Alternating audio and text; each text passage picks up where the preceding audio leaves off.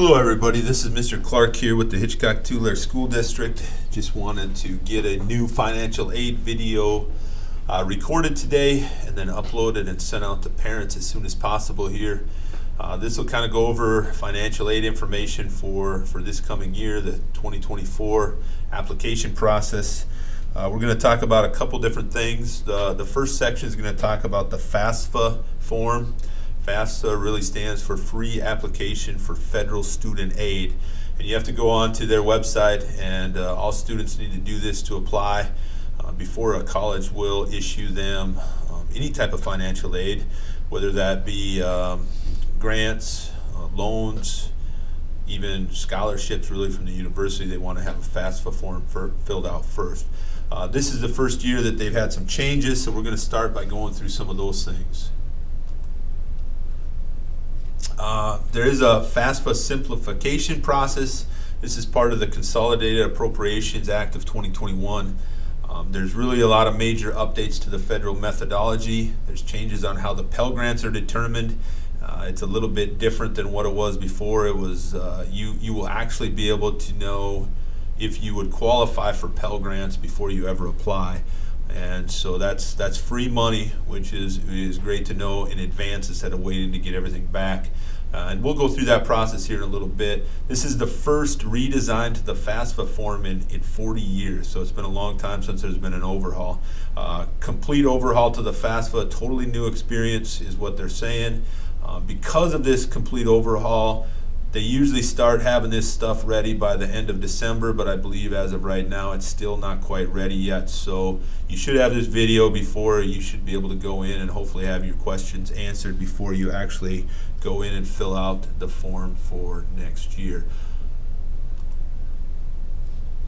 The user experience. First thing you have to do is you have to have a federal student aid ID number.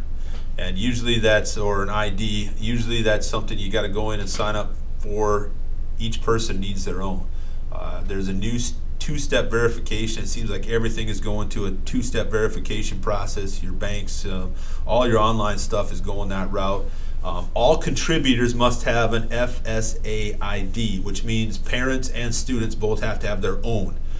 New process for parents, spouses without a social security number. That's pretty rare. Most people, that's not going to apply to them, but contributors. The federal tax information, that's where they pull your tax information from the IRS itself.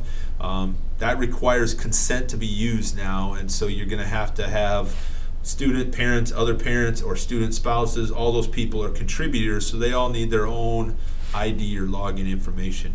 Students will then send an invite to contributors who will have to consent to complete the application.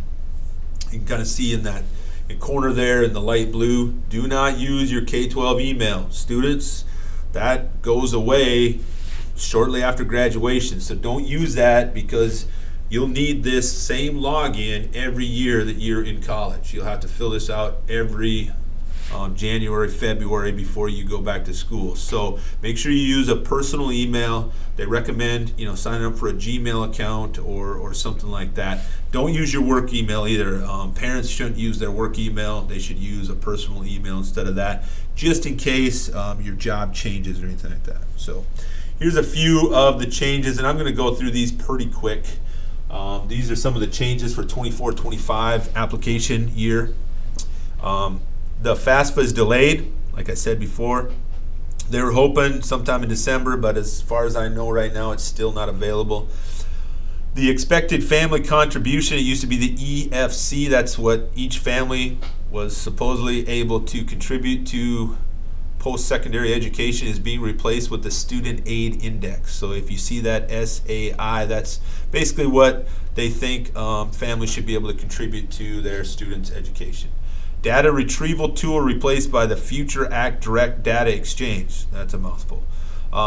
It'll be FADDX, requiring all applicants to use federal tax information except in limited circumstances. Before, there was quite a few people that couldn't use it depending on their circumstances. Now, there's very few people that will not pull their tax information directly from the IRS. So hopefully that will simplify the process for more people.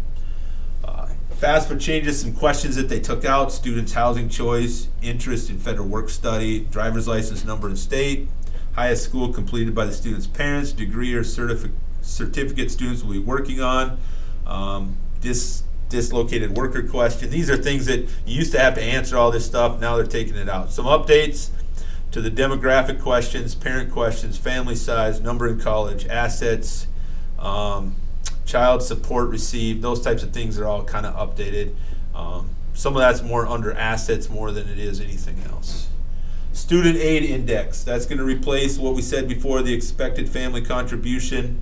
The index can be less than 0.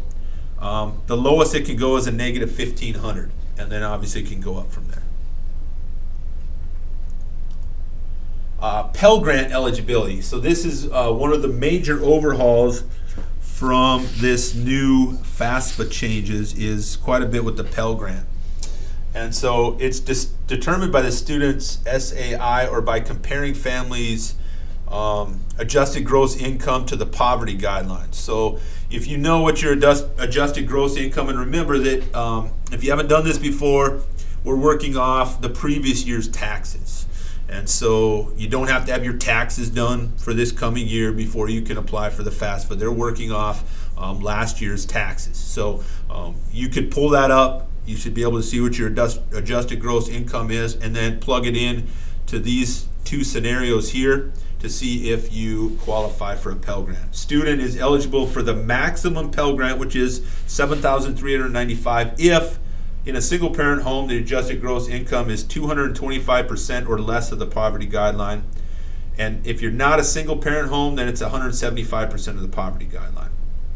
Student is eligible for a minimum Pell Grant, which is only $740, but free money again, just remember that.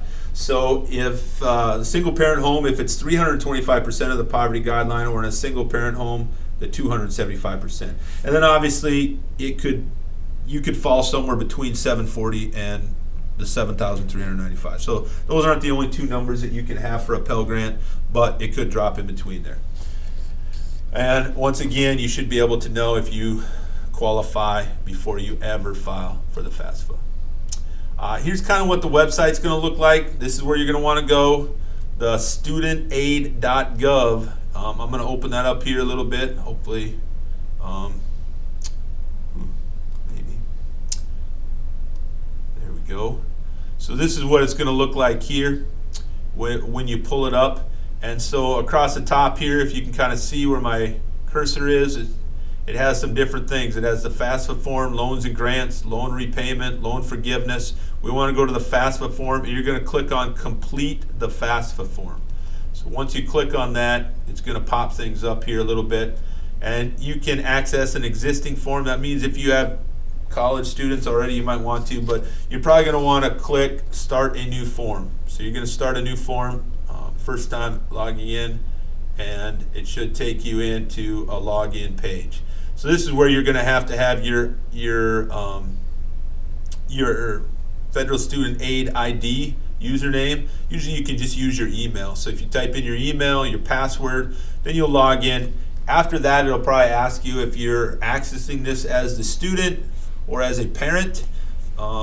I've filled this out for a few years now with having 2 kids in college. I always fill it out for my boys, and so I always just click, put it on, I am the student, I'm filling it out on their behalf with their permission, and then I'm able to just log in when I need to with my parent ID. So I use the student's ID first. That's what I would always start with, and then once you're invited as a parent, or they have you log in at a different time to pull in your tax information. If you don't have an account yet, then you go down here to the bottom where it says create an account. That's the first thing you're going to need to do. So that just kind of gives you an idea what that website looks like. And so we're going to click out of there, get back into our presentation here a little bit. Submission summary, that's where you're going to get your student aid report, is now called the submission summary. It'll kind of give you the eligibility overview, your FAFSA form answers, your school information. You can put in quite a few different schools for this to be sent to if you are unsure of what college you might be attending yet. Say you have it narrowed down to 3 or 4 colleges, you can send this to all of those and you can put that information in the FAFSA. It will automatically send to them. That way you can get a financial aid summary from them. You can see what kind of scholarships you would be available at each school before you make a decision. And then it'll give you the next steps that you need to do.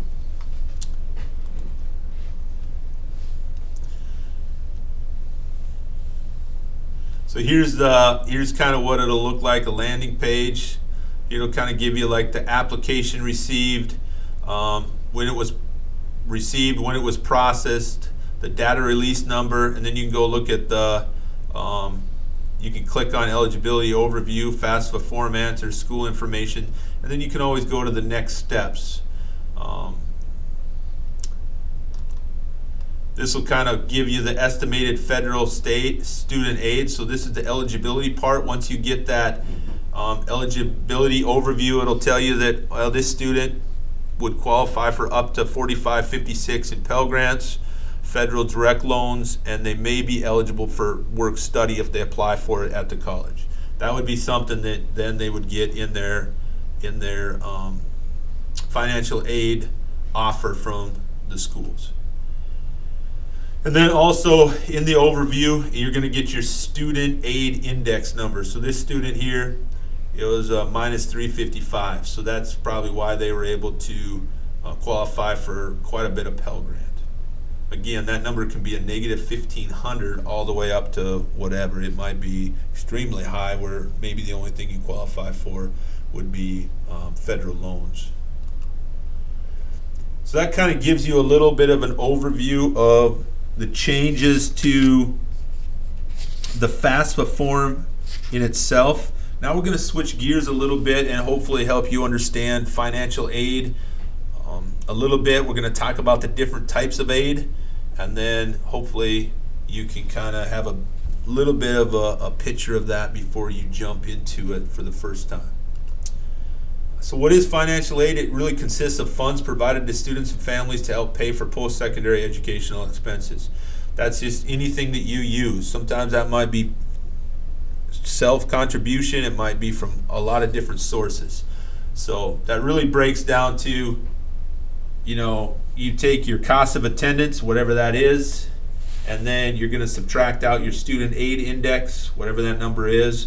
And that's really what your financial need is. Remember, that student aid index is now what, once you fill out the FAFSA, it's what the federal government's saying that your family, based on their income and based on their assets and different things, it's really saying that this family should be able to contribute this much towards their child's or student's education, post-secondary education. So that really brings you down to what your financial need is. And then from there, there's going to be need-based aid and non-need-based aid. Obviously, that's the two different categories of financial aid that you're going to be able to look at. There are 4 different types of financial aid. Some of those are going to be what they call gift aid, and some are going to be self-help aid. So your loans, work, study, employment, that's your self-help aid. So basically, you're going to either have to repay those, or you're going to have to give of your time and efforts and work. You're going to have to work to earn some of that aid. Scholarships and grants, that's your gift aid, which we usually like to call free money. But honestly, it's somebody investing in your child's education.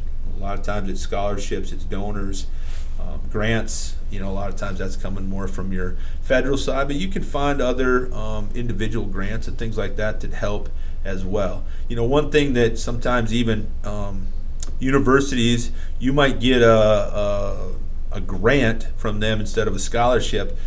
What's nice about that is sometimes if you get a grant, if you aren't involved in that anymore, a lot of times those grants will continue to pump money into your education, where if you get a scholarship for band, cheerleading, sports, whatever, if you decide, this really isn't for me, you could potentially lose that scholarship, and then you lose that amount of aid, and you have to make that up somewhere else. Where some of the universities, especially some of your D3 and some of your smaller ones, they don't give scholarships, but they'll give grants, and sometimes then you won't lose those even if you quit being a part of a certain organization or sports team or something like that. So those are things to keep in mind. Again, loans, work study, employment, self-help aid, you're going to have to put something into that. Scholarships and grants, that's gift aid.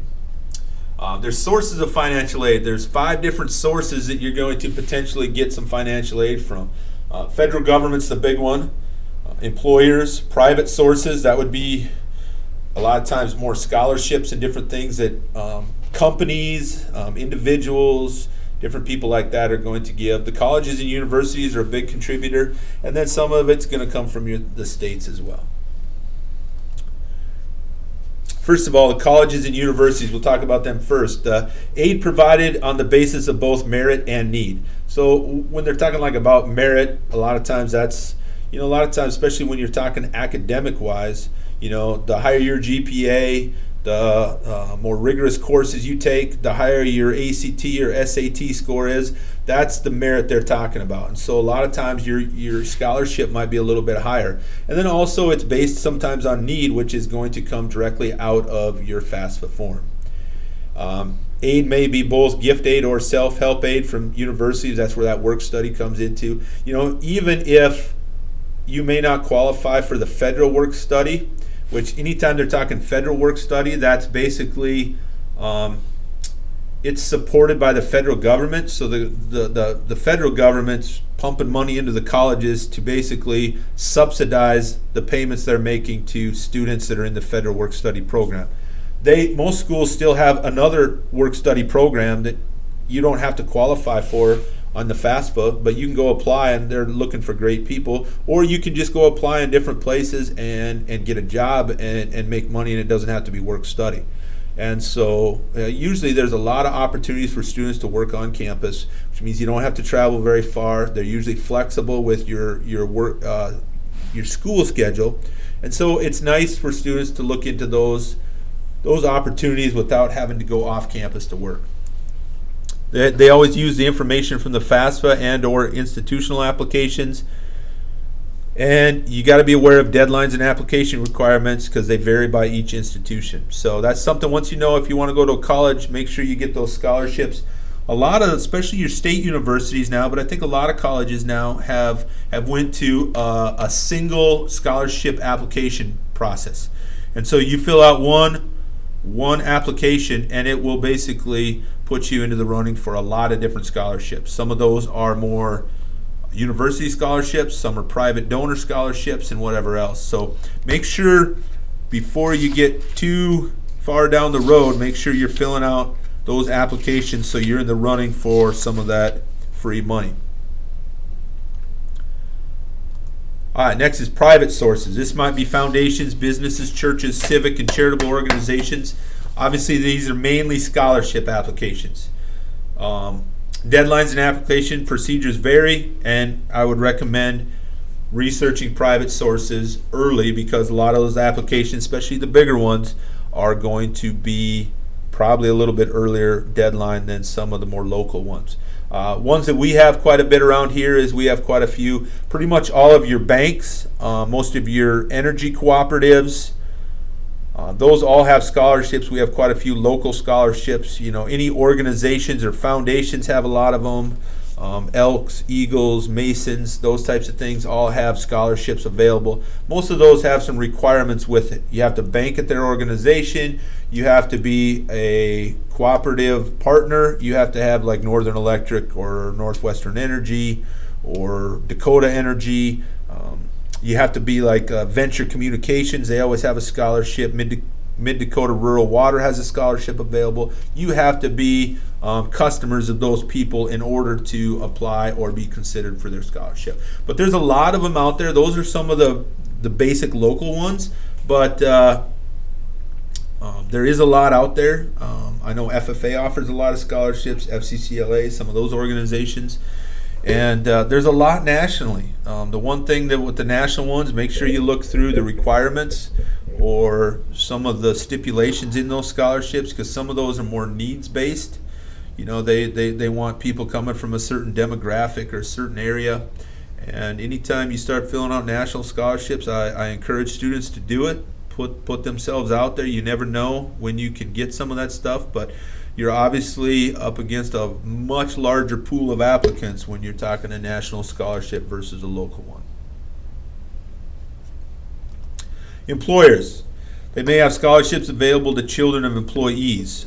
Sometimes it just depends on where you work.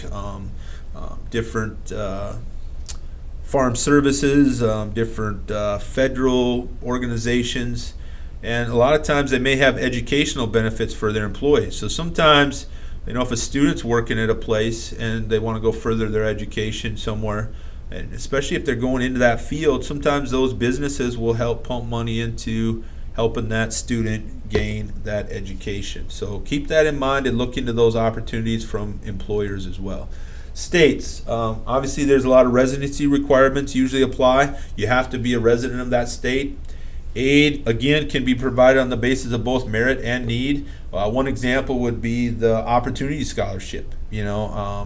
That's based on merit. You have to meet certain criteria. You have to take certain classes. You have to have a certain GPA, and you have to score a certain ACT score in order to qualify for the Opportunity Scholarship. They also take into consideration some of the FAFSA and or state aid applications, and obviously the deadlines vary by the state you live in. Here's some state scholarships. These are all ones that are some that South Dakota offers. The Dakota Core, that's full tuition and fees. South Dakota Opportunity Scholarship, that's $7,500. That's split over all 4 years. So you get the first 3 years at a little bit smaller amount, and then that last year is a bigger chunk. Jumpstart Scholarship, that's $1,500 for the first year. The need-based grants are anywhere from $500 to $2,000. Build Dakota, that's one where you have to have a sponsor from a business that is in a high need area. Most of those are going to be at your 2-year tech schools, whether it be like diesel mechanics, welding, different things like that. There might be a few for even some nursing programs now and different things. And so that covers full tuition and fees as well. So that's a great opportunity for students to go and basically get their college paid for. And I believe there's usually a sponsor where you have to go back and work for that company for a couple of years once you're done. And the last one there is the Freedom Scholarship. So your federal government, that's obviously the largest source of financial aid. Aid provided primarily on the basis of financial need. You have to apply each year using the FAFSA form. And your eligibility requirements have to be met in order to get financial aid from the federal government. Let's look at a few federal aid programs. First of all, we went through the new federal Pell Grant. That again is gift aid, so we like to have that. There's a supplemental educational opportunity grant. Again, only certain people are going to apply for that. There's the TEACH grant, Teacher Education Assistance for College and Higher Education, the TEACH grant. That again has stipulations. So if you get the TEACH grant, then you have to go into teaching. You got to teach in a certain area, certain time frame. Otherwise, you have to pay those monies back. That is also true. I guess I didn't say that is also true with the Build Dakota Scholarship. Once you go into that program, you're committed to a certain time frame in that field in the state of South Dakota. If you decide to move fields or move out of state, then usually you have to pay that scholarship, that money back that you receive. Federal Work Study, we talked about that. You get a job on campus. They basically put the money towards your schooling. If you work extra above and beyond that, you might get a little bit of a check back, but a lot of times that goes right directly to your college bill. And then you have your federal direct student loans, and that's loans given directly to the students. And then there's a federal plus loans, and we'll go talk about those a little bit here as we go through this. Here's the stuff with the current interest rates for the loans. We'll talk about those first. So you have the direct subsidized loans, and that's for your undergraduate. Anytime you see that subsidized, that means the federal government's helping pay the interest on that until you are done in school. And usually you have 6 months after you graduate when those loans become due. And so the federal government on the subsidized loans is going to, they're gonna pay the interest while you're in school. And that loan is at a 5.5% right now for, I'm not sure what the next year is. They won't release that yet, but right now it's 5.5%. Then you have the direct unsubsidized loans, and that's for your undergraduate program as well, and that's still at 5.5%. Unsubsidized, though, is when the interest continues to accrue while you're in school. So the federal government is not picking up that tab on that. So when you graduate, you're going to have whatever the loan amount was plus interest that is accrued over the 2, 3, 4, 5, whatever years it is. And then you have the direct unsubsidized loans. This is for graduate or professional work. That's a little over 7% right now, 7.05%. And so that's loans. Again, interest is going to accrue. That's going to be only if you go on to a master's program or a doctorate program. That's for your advanced or professional degrees. And then the last one is the direct plus loan, and that's sometimes you'll hear it called a parent plus loan. That's like if a student doesn't qualify and can't cover all their expenses and they can't receive any other type, they've got all the scholarships they can, the grants they have, and they're still short X number of dollars, and they don't have the cash to put into it per se or whatever else, you can go and get a direct plus loan or a parent plus loan. The parent applies for it. Or if the student's going to graduate or professional school, if they're going on to master's program, a doctorate level degree, they can apply on their own as well. It's a little bit higher interest rate, 8.05 right now. But usually what those loans, if you qualify for those, or if once you apply and you're granted that, it will cover the remaining cost of your schooling. And so obviously that is a loan. It will have to be repaid back. But again, payments on those do not start until 6 months after graduation. So what's the cost of attendance? You'll see that COA, that's the cost of attendance. They're going to take into consideration a lot of different things. Tuition and fees, food and housing, books and supplies, even transportation, and miscellaneous personal expenses. And obviously those are all going to be dependent on what kind of schooling you're going to. You know, sometimes you're living on campus, sometimes off campus. They'll take into consideration all of those different things when considering the cost of attendance. And that's something you'll see from each university on its own. Here's kind of what here it's kind of showing what your estimated cost of attendance might be. This is one from, I believe, South Dakota State here. You know, it's kind of hard to see. It's a little bit blurry. We had to stretch this a little bit, but you know, tuition, mandatory fees, housing, and dining. You know, your 12, 13,000. You might get some. I don't know if it's that cheap right now. I wish it was, but they're gonna. Oh, you got the Jackrabbit Journey Scholarship, another scholarship, and whatever else. Federal subsidized loans. So total aid, total direct expenses minus the total aid. You know, so there's some of that stuff. But then you got your textbooks and supplies, transportation, personal expenses. So by the time you're done, you got quite a bit invested into it. Usually, most schools will give you different meal plans.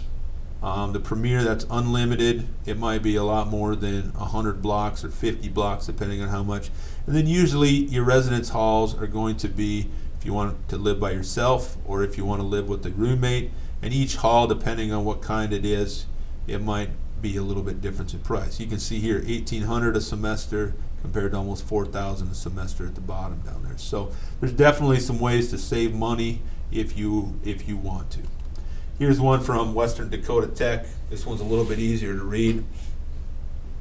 You know, it kind of goes down your tuition fees, supply costs. Oh, you got a Pell Grant, books and supplies, laptops, whatever else. So for a year, you're looking at about estimated total indirect costs about $19,000. Looks like this person,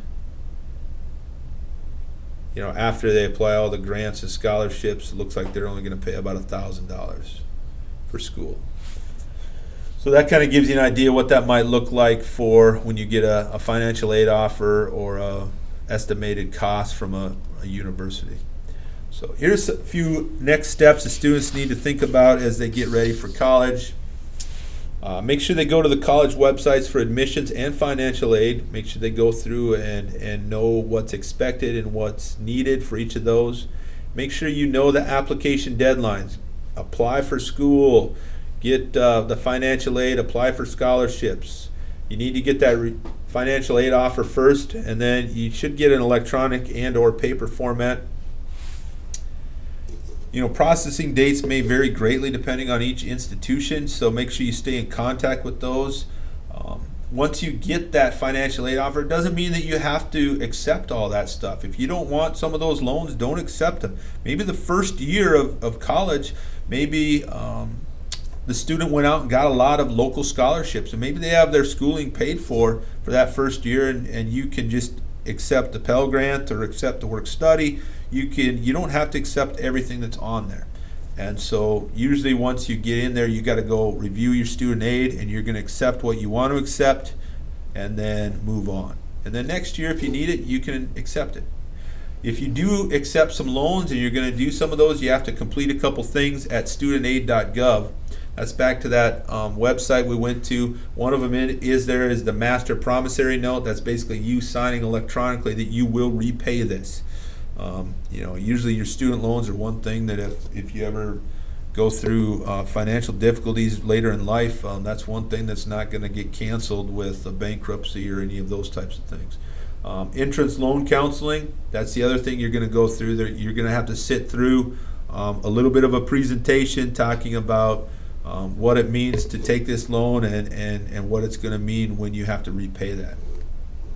And I would recommend make sure you investigate all sources of aid, local, state, federal. Make sure you're not just looking at one source. Make sure you're looking at all the different sources. Here's a couple different resources for you. I'm going to leave this screen up again. You should be able to go back and watch this video and pause it and write some of this stuff down. But there's a workshop presentation here from the Counselor Resources, South Dakota Aid Program links. There's some tools and resources at financialaidtoolkit.ed.gov. And then there's the studentaid.gov. Remember, that's where you have to go to fill out the FAFSA form. That's also where you would apply if you want to fill out the Parent Plus loan application. And then there's 3 scholarship websites that has a lot of the scholarships available to students for this coming year. So those are all things that you can do, resources you can go to stay in contact with what needs to be done or opportunities that may be out there. If you do have any questions after watching this video, make sure you give me a call here at the school, 266-2151, and I'll try to help you through the process or help answer any questions. Thanks a lot. Hope you all have a great day. Once again, it's an exciting time for kids as they look forward to college.